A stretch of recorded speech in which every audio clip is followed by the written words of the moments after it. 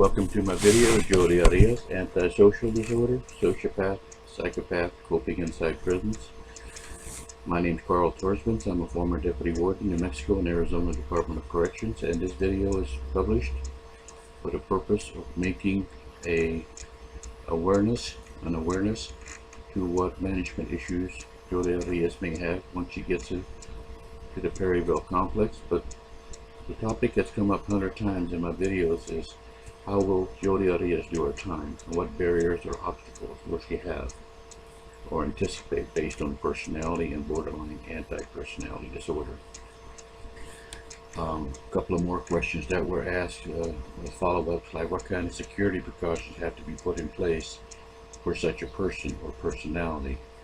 Is there anything the prison management can do to reduce risks to other prisoners or staff when it comes to personal harm or breaches of security that involves serious criminal behavior?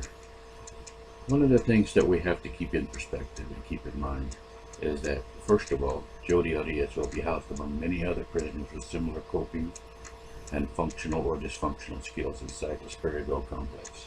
She will not be the only management problem for correctional staff. She will be one of many housed there that require constant supervision, and staff needs to be vigilant and on their toes at all times.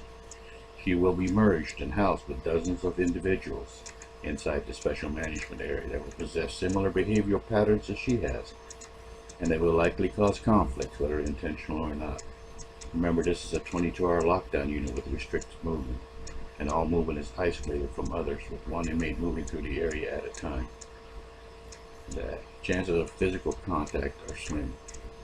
Thus, we already know she will be in a hostile situation when housed with others just like her.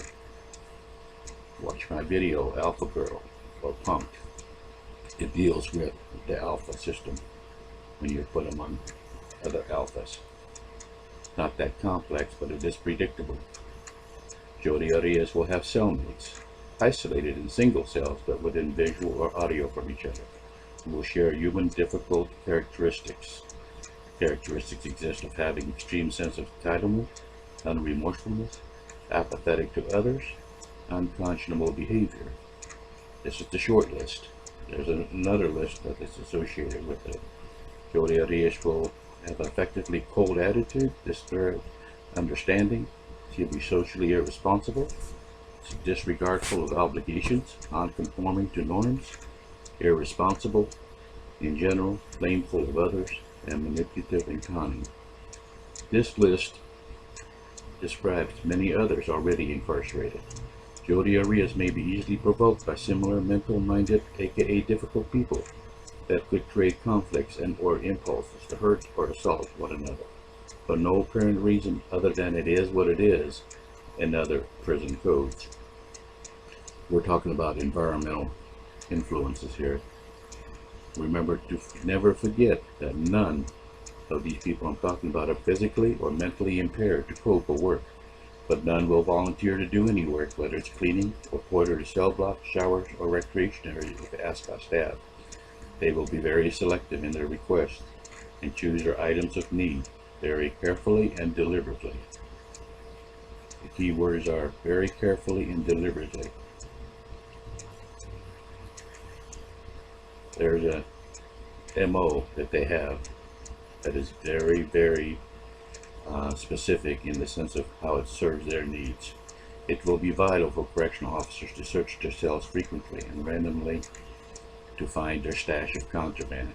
These kind of offenders habitually break rules and cause disruptive behaviors in the different forms at all times, day or night.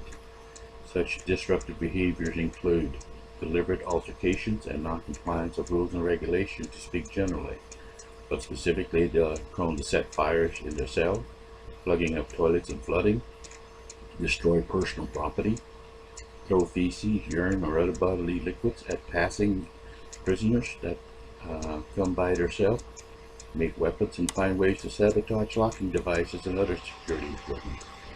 They have to do something to satisfy their urges. They must be fully restrained at all times before exiting. You have to keep them off balance, placing on a gurney or strapped feet and arms to prevent harms to others. Apply spit masks when those use biohazard fluids to attack staff. and be cautious for bites and headbutts, even when restrained. When you deploy sufficient chemicals, make sure that they are incapacitated before you enter the cell. They are coy and play possum to allow entry but attack once cell is open and staff are inside the cell. Availability of use of an electronic stun gun taser must be available. When stressed, they can be dangerous and volatile in behavior. This is exponentially increased by cultural stress and influences. One good example of being stressed is the frequency to request staff to leave them alone and give them an opportunity for mischief or criminal misconduct. When they ask you to leave them alone, that means they're up to no good. They're actually planning something. On the other side of the coin, if one steps up and volunteers to offer to work, there's a motive, and that's basically self-serving and must be supervised closely at all times.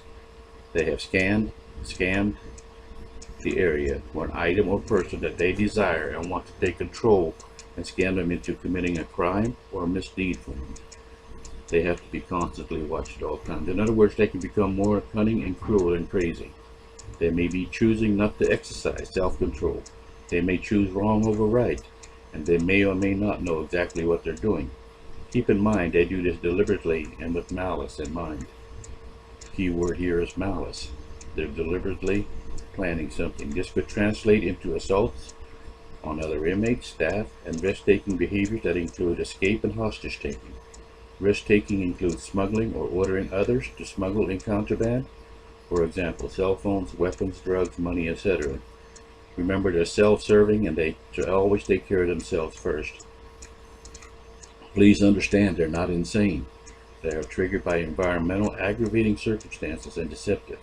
Hence, they transform into their antisocial persona, sociopathic mannerism, and or psychopathic state of mind with possible overlaps, but this is most rare and often in the lesser probability range when housed inside of a prison.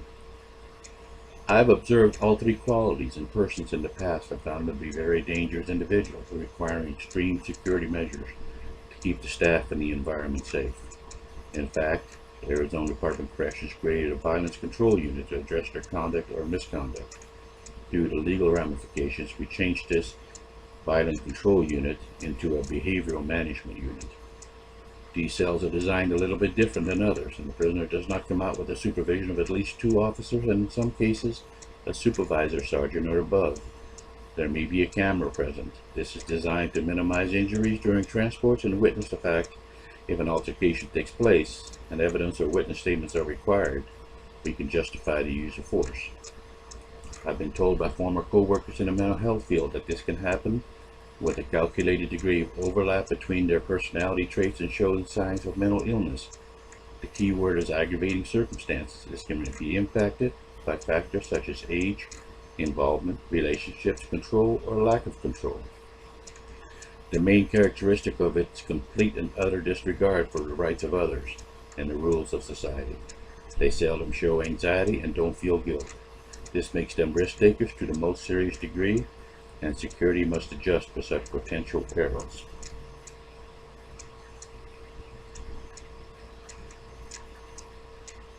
Although many people would hope that there's an effective treatment, there's really no effective treatment for them other than locking them up in a secure facility with such rigid rules that they cannot walk their way out or gain access to dangerous weapons, contraband, or other items that can rock the world.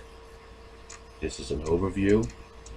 The material used was from www.drtomoconnor.com, and I appreciate everything that you've done to support my videos. Be safe.